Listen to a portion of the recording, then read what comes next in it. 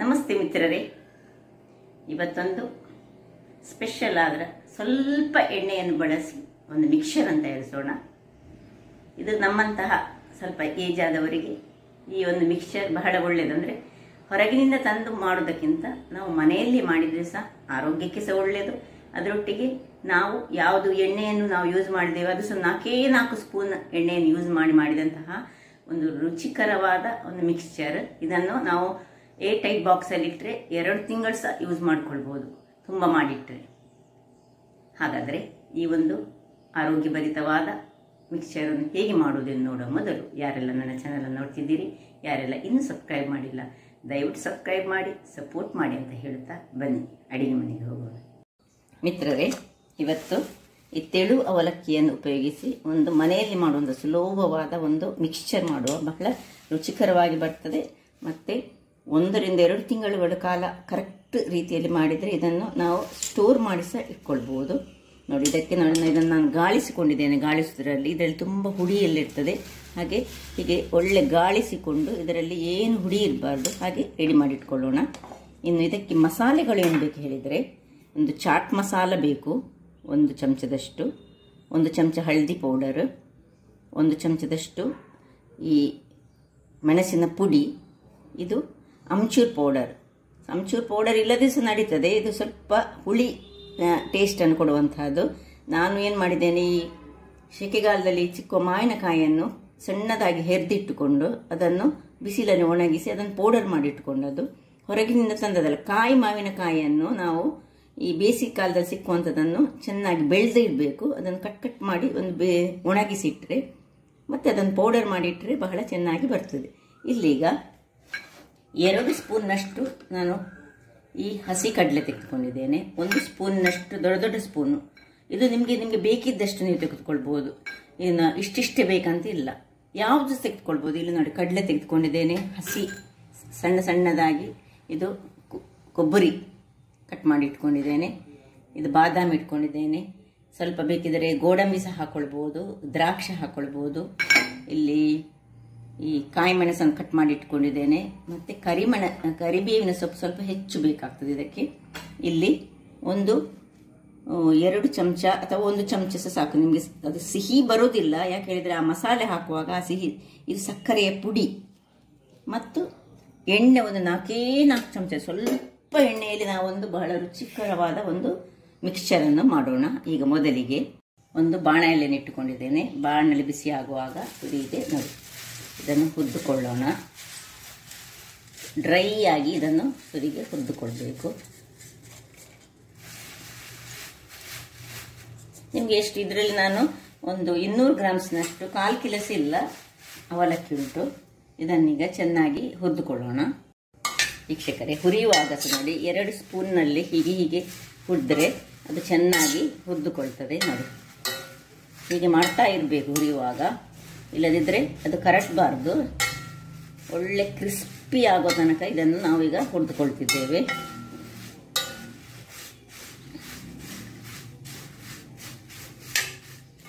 ಇದೊಂದು ಟಿಪ್ಸ್ ಇದಕ್ಕೆ.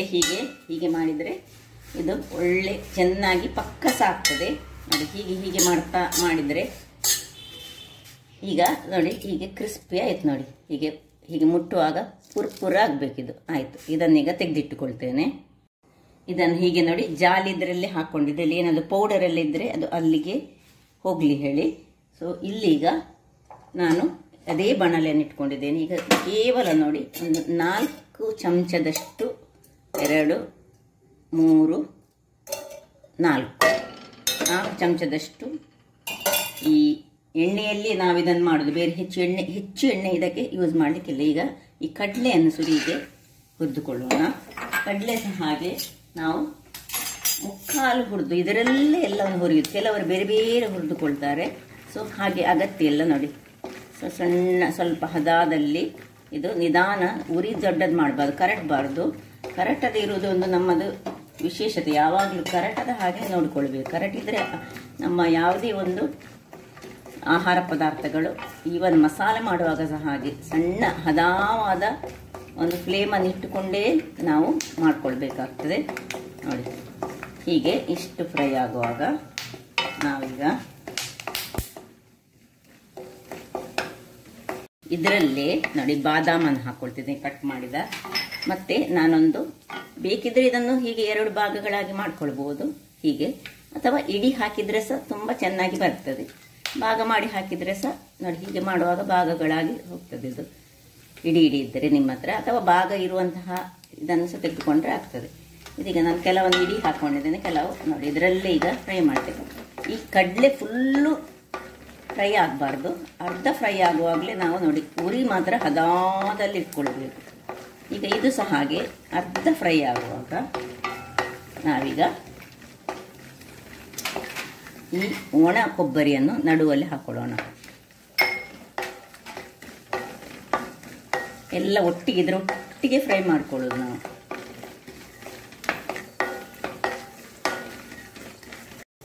ನೋಡಿ ಕೊಬ್ಬರಿ ಎಲ್ಲ ಸ್ವಲ್ಪ ಒಳ್ಳೆ ಫ್ರೈ ಆಗ್ತಾ ಬಂತು, ಎಲ್ಲ ಪಟ ಶಬ್ದ ಆಗ್ತಾ ಉಂಟು. ಈಗ ಮೆಣಸು, ಹಸಿ ಮೆಣಸನ್ನು ಹಾಕೊಳ್ತಿದ್ದೇನೆ. ಮತ್ತು ಎಷ್ಟು ತುಂಬ ನಾವು ಕರಿಬೇವಿನ ಸೊಪ್ಪನ್ನು ಎಷ್ಟು ಹಾಕಲಿಕ್ಕೆ ಆಗ್ತದೆ ಅಷ್ಟು ಹಾಕೊಂಡ್ರೆ ಬಹಳ ಒಳ್ಳೆಯದಾಗ್ತದೆ, ಪರಿಮಳಯುಕ್ತವಾಗಿ ಬರ್ತದೆ. ಅದರದ್ದು ಕಡ್ಡಿಗಳನ್ನು ಮಾತ್ರ ಒಂದು ಹಾಕಬಾರ್ದು ಅಷ್ಟೇ. ಇಷ್ಟ ಆಗುವಾಗ ಒಂದು ಒಣ ಮೆಣಸನ್ನು ನಾನು ಸಣ್ಣದಾಗಿ ನೋಡಿ ಹೀಗೆ ಒಂದೇ ಒಂದು ಹೆಚ್ಚಲ್ಲ, ಅದು ಸಹ ಬ್ಯಾಡಿಗೆ ಮೆಣಸು ಉಂಟಲ್ಲ, ಖಾರ ಇಲ್ಲದಷ್ಟು ಹೀಗೆ ಹಾಕ್ಕೊಳ್ತಿದ್ದೇನೆ. ಇದನ್ನು ಸಹ ಹಾಗೆ ಹದಾವರಿಯಲ್ಲಿ ಸ್ವಲ್ಪ ಬಾಡಿಸ್ಕೊಳ್ಳೋಣ. ಈ ಹೊತ್ತಿನಲ್ಲಿ ಆ ಮೆಣಸು ಹಾಕಿ ಆದ ಕೂಡಲೇ ನಾವು ಈ ಪುಟಾಣಿ ಹಾಕ್ಕೊಳ್ತಿದ್ದೇನೆ.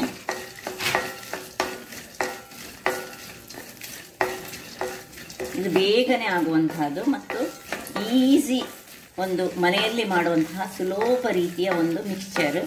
ಮಕ್ಕಳಿಗಂತೂ ಬಹಳ ಖುಷಿ ಆಗ್ತದೆ. ಹೊರಗಿನಿಂದ ಯಾವುದ್ಯಾವುದಂತಂದು ತಿನ್ನಿಸಬೇಕಂತ ನಾವೇ ಮನೆಯಲ್ಲಿ ಮಾಡಿದರೆ ಬಹಳ ಉತ್ತಮ. ಇಷ್ಟ ಆಗುವಾಗ ಈ ನೋಡಿ ಎಲ್ಲ ಮಸಾಲ ಪದಾರ್ಥಗಳು ನಾನು ಹೇಳಿದೆಲ್ಲ, ಅಮ್ಚೂರ್ ಪೌಡರ್, ಚಾಟ್ ಮಸಾಲ, ಹಲ್ದಿ ಪುಡಿ, ಮೆಣಸಿನ ಪುಡಿ ಮತ್ತು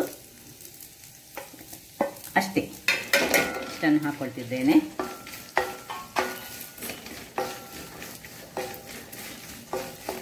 ಈ ಹೊತ್ತಿನಲ್ಲಿ ಒಂದು ಪಿಂಚ್ ಆಫ್ ಸಾಲ್ಟ್ ಅನ್ನು ಹಾಕೊಳ್ಳೋಣ. ಯಾವ್ದು ಹೇಳಿದ್ರೆ ಸಾಲ್ಟ್ ಪಿಂಚ್ ಹೇಳಿದ್ರೆ ನಾನು ಪಿಂಕ್ ಸಾಲ್ಟ್ ಅನ್ನು ಹಾಕೊಳ್ತಿದ್ದೇನೆ.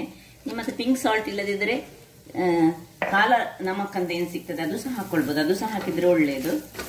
ನಾನು ಸ್ವಲ್ಪವೇ ಸ್ವಲ್ಪ ಹಾಕೊಳ್ತಿದ್ದೇನೆ. ಕೆಲವರ ಹತ್ರ ಎಲ್ಲ ನಮ್ಮನೆಯ ಈ ಸಾಲ್ಟ್ಗಳಿರ್ತದೆ, ಬ್ಲ್ಯಾಕ್ ಸಾಲ್ಟ್ ಇರ್ತದೆ, ಮತ್ತೆ ಇನ್ನೊಂದು ಪಿಂಕ್ ಸಾಲ್ಟ್. ನಾನೀಗ ಹಿಮಾಲಯದ ಪಿಂಕ್ ಸಾಲ್ಟ್ ಅನ್ನು ಹಾಕೊಂಡೆ. ಇಷ್ಟ ಆಗುವಾಗ ಕೊನೆಯಲ್ಲಿ ಈ ದ್ರಾಕ್ಷಿಯನ್ನು ಹಾಕೋಣ. ಮಸಾಲೆ ಹಾಕಿದ ಮೇಲೆ ದ್ರಾಕ್ಷಿಯನ್ನು ಹಾಕೊಳ್ತಿದ್ದೇನೆ ನಾನು. ಅದೊಂದು ಸಿಹಿಯನ್ನು ಕೊಡ್ತದೆ ಅದಕ್ಕೆ. ಅಥವಾ ಮೊದಲು ಇದು ಹಾಕಿದ ಮೇಲೆ ಹಾಕೊಳ್ಬಹುದು, ಏನು ತೊಂದರೆ ಇಲ್ಲ. ಈಗೆಲ್ಲ ಮಸಾಲೆ ಎಲ್ಲ ಹಾಕಿದ ಮೇಲೆ ಕೂಡಲೇ ನಾವು ಸಕ್ಕರೆಯನ್ನು ಇದಕ್ಕೆ ಹಾಕೊಳ್ತಿದ್ದೇವೆ. ಉಪ್ಪು ಹಾಕಿದ ಕೂಡಲೇ ಸಕ್ಕರೆ ಹಾಕೊಳ್ಳೋಣ.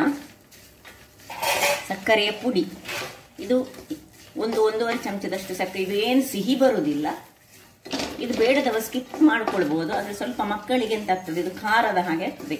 ಈ ಚಾಟ್ ಮಸಾಲ ಮತ್ತೆ ಈ ಉಳಿದ ಮಸಾಲೆಗಳು ಅವುಗಳನ್ನು ಬ್ಯಾಲೆನ್ಸ್ ಮಾಡಲಿಕ್ಕೋಸ್ಕರ ಇದನ್ನು ಹಾಕೊಳ್ಳೋದು ನಾವು. ಅಮ್ಚೂರ್ ಪೌಡರ್ ಉಂಟಲ್ಲ, ಅದನ್ನು ಸಹ ಅದು ಬ್ಯಾಲೆನ್ಸ್ ಮಾಡ್ತದೆ. ಹುಳಿ ಮತ್ತು ಸಿಹಿ ಆದರೆ ಬಹಳ ಉತ್ತಮ. ಇಷ್ಟ ಆಗುವಾಗ ನಾವು ಏನು ನೋಡಿ ಎಷ್ಟು ಬೇಗ ಆಯಿತು ನೋಡಿ. ನೋಡಿ ಹೇಗೆ ಪರ್ಪೂರ್ ಉಂಟು. ಇದನ್ನು ಕೊನೆಗೆ ಇದಕ್ಕೆ ಮಿಕ್ಸ್ ಮಾಡಿಕೊಳ್ಳೋದು. ಮಿಕ್ಸ್ ಮಾಡಿಕೊಂಡು ಈ ಚಮಚದಲ್ಲಿ ನಾವು ಹೇಗೆ ನೋಡಿ ಆಗ ಮಾಡಿಕೊಂಡೆ ನೋಡಿ, ಇದನ್ನು ಆಫ್ ಮಾಡಿಕೊಳ್ಳೋದು. ನಮ್ಮದು ರುಚಿಕರವಾದ ಒಂದು ಮಿಕ್ಸ್ಚರ್ ರೆಡಿ ಆಯಿತು.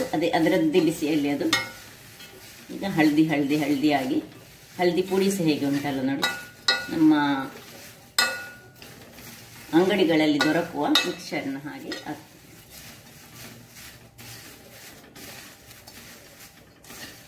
ಚೆನ್ನಾಗಿ ತಿರುಗಿಸಿಕೊಳ್ಳೋಣ. ವೀಕ್ಷಕರೇ, ಇಲ್ಲಿ ನೋಡಿ ಎಷ್ಟು ರುಚಿಕರವಾದ ಒಂದು ಮಿಕ್ಸ್ಚರ್ ರೆಡಿ ಆಯ್ತು ಹೇಳಿ. ಮನೆಯಲ್ಲಿ ಸುಲಭ ರೀತಿ, ಅದು ಎಷ್ಟು ಕಡಿಮೆ ಎಣ್ಣೆಯಲ್ಲಿ 4 ಸ್ಪೂನಲ್ಲಿ, ಏನು ಹೆಚ್ಚು ಎಣ್ಣೆ ಹಾಕಲಿಕ್ಕಿಲ್ಲ, ಅಷ್ಟರಲ್ಲಿ ಮಾಡಿದಂತಹ ಈ ಒಂದು ಇದನ್ನು ನೋಡಿ ಹೀಗೆ ಏರ್ ಟೈಟ್ ಆಗಲಿರುವ ಇದನ್ನು ತಣ್ಣಗೆ ಆದಮೇಲೆ ನಾವು ಇದನ್ನು ಇದಕ್ಕೆ ಹಾಕಿಟ್ಟುಕೊಳ್ಬೇಕು. ಹಾಕಿಟ್ಟುಕೊಂಡು ಇದನ್ನು ಯಾವಾಗ ಬೇಕು ಆಗ ತಿಂದುಕೊಳ್ಬೋದು. ತುಂಬ ಇದರಲ್ಲಿ ಸಹ ಕ್ವಾಂಟಿಟಿಯಲ್ಲಿ ಸಹ ಮಾಡ್ಕೊಳ್ಬೋದು. ನೋಡಿದ್ರಲ್ಲ ವೀಕ್ಷಕರೇ, ನೋಡಿ ಯಾವ ರೀತಿಯಾಗಿ ಬಂದಿದೆ ಹೇಳಿ. ತಿನ್ನುವಾಗಂತೂ ಕರ್ಕುರಾಗಿ ನೋಡಿ, ನಿಮಗೆ ಸ್ವಲ್ಪ ಸೌಂಡ್ ಕೇಳ್ಬೋದು, ಬಹಳ ರುಚಿಕರವಾಗಿ ಬರ್ತದೆ. ಹಾಗಾದರೆ ನನ್ನ ಈ ಕುಕಿಂಗ್ ಚಾನಲ್ ನಿಮಗೆ ಇಷ್ಟ ಆದರೆ ಬೋಳು ಸೋನ್ ಚಾನಲನ್ನು ಲೈಕ್ ಮಾಡಿ, ಶೇರ್ ಮಾಡಿ ಹಾಗೂ ಸಬ್ಸ್ಕ್ರೈಬ್ ಮಾಡಿ ಹಾಗೂ ನನ್ನ ಇನ್ಸ್ಟಾಗ್ರಾಮ್ ಪೇಜನ್ನು ಫಾಲೋ ಮಾಡಿ. ಧನ್ಯವಾದಗಳು.